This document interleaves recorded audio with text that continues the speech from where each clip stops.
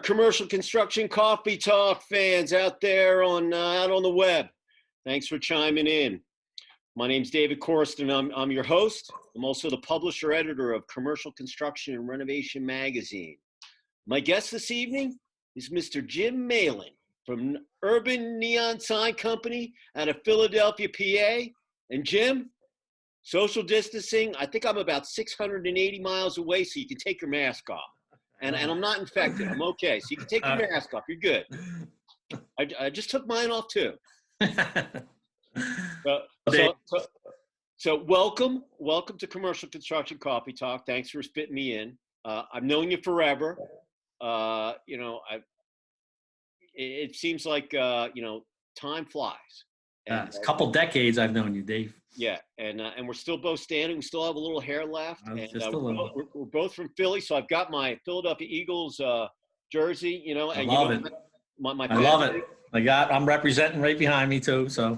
And my uncle was Leonard Toes, and we used to own the Eagles and so forth. So even though I live in Atlanta, another bird town, I'm still totally green inside. Love it. Always cool for the green birds. You got it, my brother. Yeah, I was looking for. I had Phillies, I had Eagles, I had the Flyers. Right. I got this to make the Mets fans sad. So I said, yeah, no, I got to put the Eagles on here tonight. Very good. So welcome to our podcast. Tell me, give me your story. Tell me. Thanks for having me, Dave. Yeah, I've been in the business almost my whole life, and as a young kid, actually, I grew up. We were born in West Philadelphia. We moved to South Philadelphia for a while, and then wound up in Southwest Philadelphia. My mom had 7 kids, and I grew up in 2 housing projects. So were you the oldest? No, right in the middle. Oh. So 6 brothers, 1 sister. Oh God, there you go. Well, the 1 sister had her own bedroom and no hand-me-downs, but I traded for the world. It was a poor upbringing. I'm not, it is what it is. And my parents really, we were left our own devices during the weekend, and I wasn't that good of a kid when I was younger. But played sports, played baseball, played soccer, and then didn't really get pushed into college or anything at the time. So when I was about 19, I said, I got to do something with my life. I'm painting houses. So I went down, applied to Philadelphia College of Art, took a couple classes, a little interior design, a little drafting. I was always good with my hands, copying things off the back of the cereal box when we're eating breakfast. And so I had a steady hand. And I'm walking by a doorway at the Philadelphia College of Art on Broad Street, and there was about 12 people inside there lettering. So I asked the instructor, what kind of class is that? He said, that's a hand lettering class. I said, how much is it? It was $240 for 6 weeks, right? Nice. I took it. And it wound up, I learned how to do sign painting. And I got hooked up with like Dietz and Watson and little free to lunch meets. And I would go to individual South Philadelphia, South Jersey delis and decorate their windows. So if you had a deli, Dave, I would come to your place and say, hey, Dave, what do you want me to put on your window? And you would put on there, put cigarettes, candy, put the meatballs on sale. That's it. Yeah. Mm-hmm. Like a funny story though. One time I went and there was a guy, Mr. Pete LaCorte, little Italian guy, broken English. I said, Mr. LaCorte, what do you want on your windows? He's like, put a cheesesteak, or put a hoagie, I said, Mr. LaCorte, he had a picture on his wall, Dave, and it was him with a white outfit on, with a white Jeff cap, and De Niro was on one side and Pacino was on the other. I said, Mr. LaCorte, what's that picture? Oh yeah, I was in The Godfather 2. Oh. I taught them both how to speak Italian. They still sending me a small check. He was a grocer. And so that job I did for like 2 years, had my own van, went around painting signs, and out of sheer repetition, I just got good at it. And actually one day I was lettering a guy's building, painting these gigantic fruit on the side of a building. And one of the guys he said, why don't you come work at our shop? It's right around the corner. So I went there. There was about 8 guys in a garage, and I was doing the drawings by hand. And back then you would draw it by hand, you would mail it out. They would make corrections, mail it back. No fax machine, no Xerox. And it was a slow pace, but we handcrafted the signs in the shop, and we did neon. And then one time Ed Rendell came to us because we built it up to about 30 employees, and we were going to move. So we went to the city of Philadelphia and said, look, we're leaving. There's really no place for us here. We're going to go to Delaware or Jersey. And across the river, or yeah. Mm-hmm. But the city came to us and said, don't leave. We have a place for you. It's a 65,000 square foot building and a 4-acre parcel, and we'll give it to you for $1 if you stay here. All right. Actually, I think you visited that place one time. It was in not the greatest neighborhood, but it was an old Slinky factory, believe it or not. They made Slinkies there. The Slink toy from like Toy Story, those kind of. And then we built it up to 72 employees. So, out of that little sign painting course, I got connected with a company. We were doing large accounts. Had a couple sales guys, and we built it up. We had stacks and stacks of letters. We were still doing neon. And then 10 years ago, it just, crash came. Mm-hmm. Bad economy, and maybe. It cleaned out a lot of people. Yeah. So, and retail, we were so connected to retail. So when retail went down, so did we. We weren't really doing office complexes or residential. We were just doing commercial retail signs. And these people were open 40, 50 stores a year. And if you get a couple accounts with that, it becomes a cookie cutter. Sure.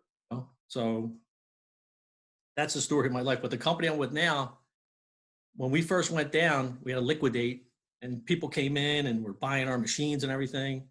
And I had business, and I didn't want to let my customers down because they were my friends. Right. And so I went to 2 companies and had 2 separate offices. I was running back and forth, and these guys were doing the work and getting it out the door. And I felt more comfortable with Urban Neon, and that's who I'm with now. We're in, just outside of Philadelphia near I-95 near the airport. We restored some old neon signs in the Philadelphia area, but they're a good group of guys. We got about 30 guys. It's not huge. Bigger is not always better, but we're very project oriented. Yeah, you had a question, I could tell. No, I was going to say there aren't that many people that do neon. I mean, I walk ISA every year. That's the International Sign Association, for all you people out there in Coffee Talk land. It's a huge sign show where if you want anything signage, it's there. And there's only a couple people that do neon these days, or that, because it's really an artsy thing. I mean, in the heyday, it was a curly Q. Now but it's still, it's old school.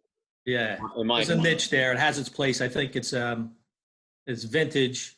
We restored some vintage signs. It's a craft. If there's about 8 or 10 bends, if you learn them, you can do almost anything.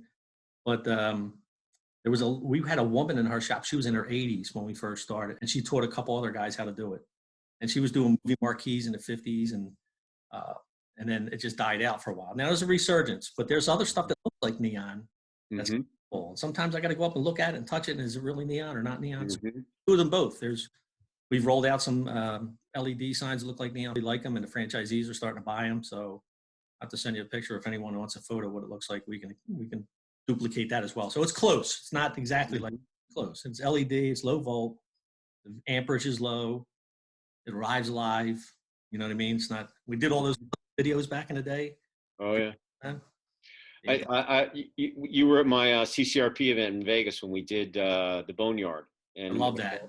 And there was a bunch of really cool neon signs that, they just don't make signs like that anymore. No, the Aladdin and and for any of you who have never Cowboy. been, I know a lot of you, well, when we get back to traveling and you get on a plane and you go to Vegas, right. If you have a couple of hours, go down, it's all towards Old Vegas, and it's called, it's called the Boneyard, and they have all the old Stardust. They have all these old signs, and at night they turn them on.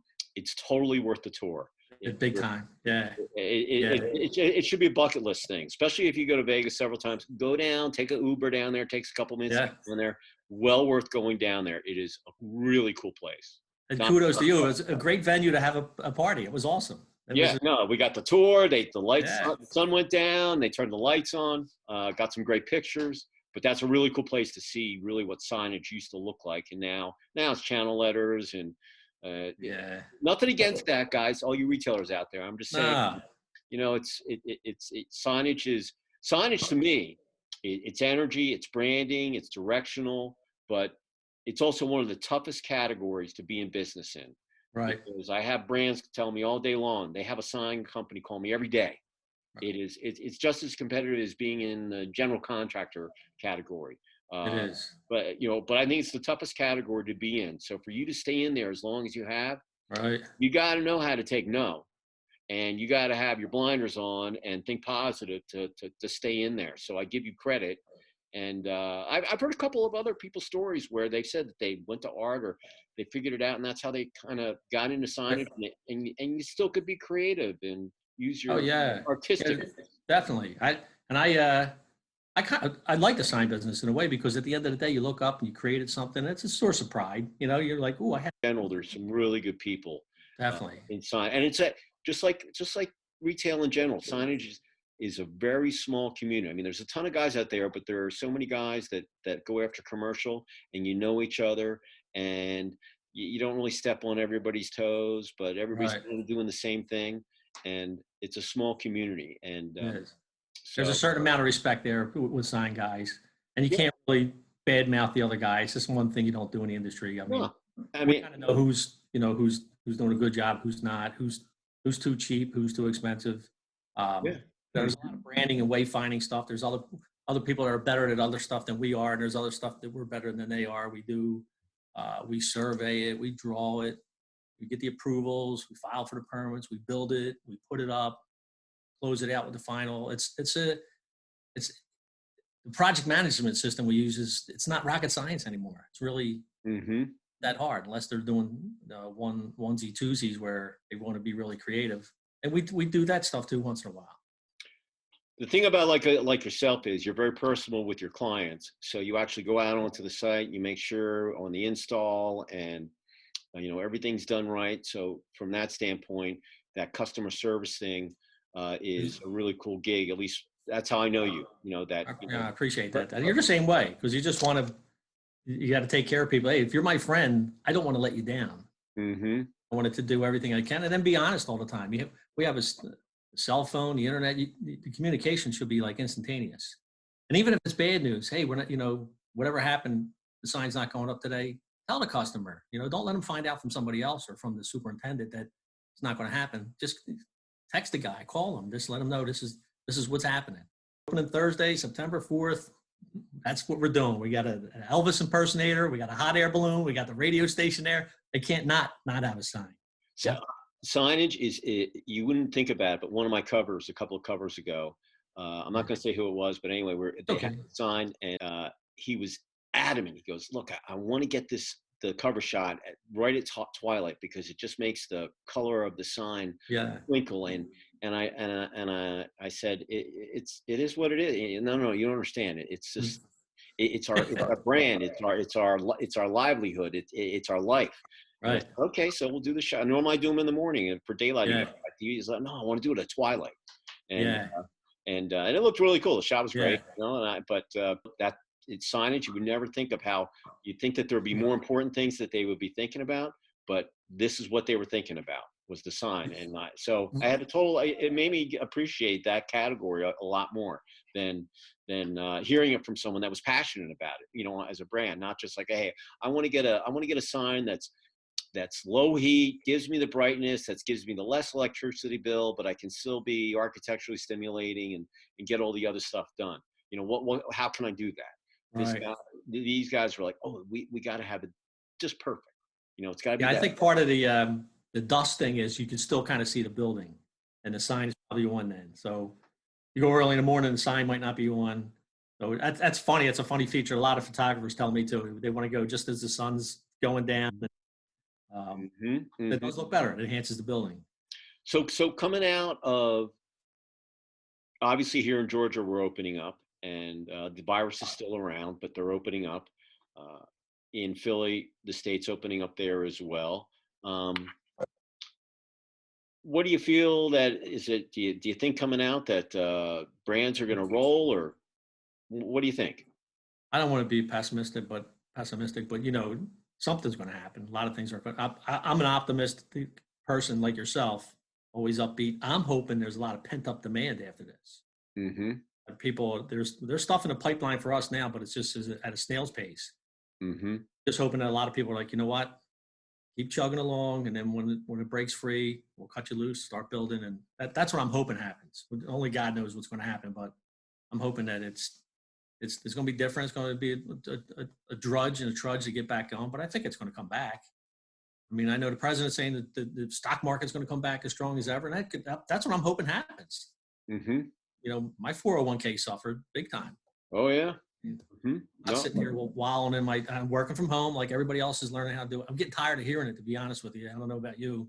It just gets old. I try not to watch the news and, try to work in my yard or do something that's going to pick me up a little bit, you know?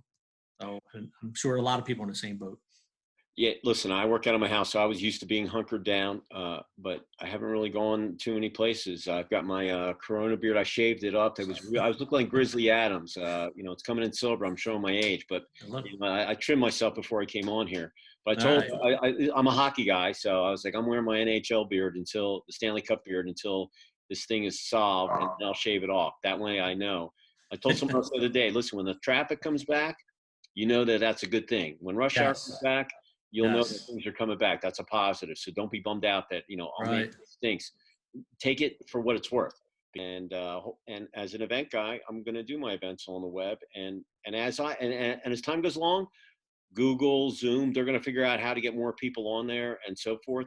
And I think that a lot of the brands that go to all these shows, they're going to think gee, do I want my guys going there for 3 or 4 days to hang out when I can have them talk for an hour or two with a vendor and have it recorded and get more done. Listen, I'm like every other company out there. Everybody's doing their contingency plans, trying to figure out how they're going to survive. I'm a little guy, but I remember the gas lines in '76, the internet bubble, SARS, MERS, the crash. I'm still standing 20 some odd years later. And I'm from Philly, so I come from a hardworking military family, and when I got my driver's license, I had to go in the steel yard and shovel asbestos and burn steel, and that's what happened to you. No. Yeah. So, my grandparents, they started a company in 1888 in construction, and they're still in business today. And that's awesome. My cousins are running it. But awesome. All the grandsons, when you turn 16, you had to go into the scrapyard that summer. Well, you have the drive. You have a work ethic. I could tell. You're not a small guy you think you are. You have a pretty. Yeah. Hey, I was getting up at 4:30, 4:45. I had to be, on site off I-95. We were tearing down these big gas buildings and shoveling, knocking off the asbestos. And it was funny because there was a crew that came in, and it's like 90, 100 degrees in the summer, and I've got the mask on and the white suit, and this crew's in, and they're not even, wearing their masks. So like, I don't need that mask. And there goes their lung. And then mesothelioma came in, and I look back, I'm like, darn, man, I'm glad I wore that thing. Even though I'm sweating my tail off. I'm up in Potsdam once in a while. I'm gonna go up and see that place you're talking about. So it's still there. So but I still have my Philly twang. People going, you're from up north. And Philly, Boston has their twang. New York has their twang. Delaware kind of. Philly has their own little thing. Joy, they're all a little different. So people pick it up. Yeah. And listen, Pat Steaks, Jim Steaks. I like the White House in Atlantic City. That's my favorite. Oh, nice. Yeah, the bread's different there. I remember I was in LA actually for the Phillies game years ago when they played the Dodgers, and I was supposed to meet someone, so went to Wawa and got some tasty cakes and peanut chews and Hers potato chips and threw them in a bag. Daily News, and I was sitting at a pub, and I put the bag on the seat, and a girl came up to me and said, "Excuse me, sir, I'm from Philadelphia. Can I just have the Wawa bag? I just want the Wawa bag." And the guy didn't show up, so I said, "Here, take the whole thing." She was like crying. "Oh, thank you. I just miss my home so much." And it is a Philadelphia thing. It is. We're not New York. We're not DC. We're not. It's a unique. No, I have Wawa on my cover. I asked, for them forever to be on my cover, and then finally Terry said, "Yeah." Oh, good. Yeah, and we did the photo shoot at their new prototype downtown, and it was a great article. And, that's something. I had many of a Wawa hot dog at 2 or 3 o'clock in the morning in my early days, and so. They had to roll them out down in Florida and everything. They do it right. I had a guy in from Houston one time. He said, "Hey Jimmy, what are all these here WA stores I see around here?" Yeah, WA. Wawa. Can't be a place called Wawa. But they do it right, and they know they hustle too. So. And I'm proud to be from Philadelphia. I like Philadelphia. I don't want to sound. So for our Coffee Talk fans out there, if you had one word that you wanted to tell them coming out of the shutdown, the pandemic, and so forth, what word would you tell them? Say, here's what if thinking about this is the word that I give you. What do you think? Enough with the banana bread. No, I don't. You know what? I'm not a religious guy, but I do pray to God and ask God, what is going on? Why are we going through this? You know what I mean? Mm-hmm. Well, he knows what's going on. We don't know what's going on. And I don't want to, I do read the Bible, and there was a verse that came out to me. It says, if my people that are called by my name will humble themselves and pray and seek my face and turn from their wicked ways, and I will hear from heaven and forgive their sins and heal their land. And that's my prayer, that God would heal our land and help me turn from my sins and let it know that he's in control still, even though everything like this is going on. And that gives me a certain peace. Mm-hmm. God's in control and I'm not. Everything happens for a reason. Amen. Yep. And and listen, this is out of our control. It is. Until the medicine guys figure it out, you're just gonna have to roll with it and figure it out and just keep your blinders on and right. And that doesn't absolve us from not doing nothing. You can't like throw your hands up and give up. It's real easy to do and get frustrated. But there's new ways of getting out there. I want to be a winner. I don't want to be a whiner or a watcher. I want to be a winner. And hey, look, I'm like, you probably still have bills like yourself. Oh yeah. Probably got college bills or whatever. And I still got a couple more years on my house and just want to get enough money to get to the end, Dave, but I'll enjoy what I do. Thank God. I'm doing something that not a lot of people can say they like what they do. And I really do like what I do. And I always tell people, listen, if you don't like what you're doing, go do something else. Life's too short. You got to have fun. You got to laugh. I get up the day I stop learning is the day I should go do something else. Yeah. Right now I'm pivoting. I'm learning all sorts of stuff. Yeah. That's the big word now, pivoting. Everybody's using pivoting. Everybody's pivoting. Call it whatever you want. My column in March, April, I said, this is like a rivalry game that you're in. And it's the first quarter. You're already getting crushed by the other team. You call timeout. You bring your troops on the sidelines and you don't wait till halftime. You just figure out, all right, scrap the game plan. Mm-hmm. We got to figure out something else. It's like when the Patriots came down there and the Falcons. The Falcons were going to win the Super Bowl. They came back in the second half. Look what happened. Yep. So you can't. You just got to keep going because hard work pays off, and you'll learn. And there they go. They were racing the thing, and it still stings. Even though I'm from Philly, I'm from Atlanta, so we wanted to win. Yeah, there you go. Well, one of my favorite quotes is, you probably know it too, I think it was Winston Churchill, never, ever, ever give up. Yeah, never, never quit. That's my motto. Never, ever quit. You can't. So for those Coffee Talk fans, if you want to get in touch with Mr. Malin here, and you've got some signage needs, Jim, how can they get in touch with you? I have an email, but I have a cell phone. It's 610-804-0437. And my email address is jmalin, that's my name, JMALIN, @urbanneon.com. Out of Philly, PA. Yes, and we do more than neon. We do all kinds of signage, but so we'll take care of them and we'll hustle. We work hard to get their product up on the wall. I know you get sign calls every day if you're a brand out there, or if you're whatever sector you're in. If you're looking for sign help, give Jim a call. He'll take care of you. He'll become your bud. He'll prove his worth at giving it an opportunity and then some. I appreciate that, Dave. I've known him forever. He's a good guy, and he'll do a good job for you. Myself, if you want to get in touch with me, I'm just north of Atlanta in Swanee, Georgia. You can catch me on my mobile at 404-931-6569, or you can email me at davidc@ccr-mag, that's michaelapogeorge.com. And if you're not a subscriber, please subscribe. We're going monthly. I've got a tattoo removal chain that's coming up in my May issue. But if you're not a subscriber, go to ccr-mag.com. Up on the toolbar, there's a subscribe button. Hit it, and I'll get you added. And we've got all sorts of good content on there, and well worth the time and the read and so forth. So once again, thank you so much, Jim, for the conversation as a Philly brother. Yeah. And thoroughly enjoyed it. Always a pleasure seeing you. Same here, Dave. Stay safe. Thank you. And we're going to come out of that. And Amen. all of you out there, stay safe. Wash your hands. Wear the mask if you have to. Summer's coming. Get out there. Let the bug burn off. Community herd, all that stuff. And we're going to get through this. That's right. And before you know it, we're going to be bigger and better and than we've ever been before. Because we're Americans, and this is the way Americans do. That's right. The tough get going, and you pull your bootstraps up, you get knocked down, you get back up, and you get her done. Amen. That's how I'm going to leave you. We're going to got get it. it done one way or the other, right? My brother from another mother. You got There it. you go. So with that said, enjoy the rest of the evening, and look forward to seeing you down the road. And all you out there, be safe. Thanks again for tuning in to Commercial Construction Coffee Talk, and we'll see you next time. All right, signing off from Atlanta. We'll see you, Jim. How long, Dave?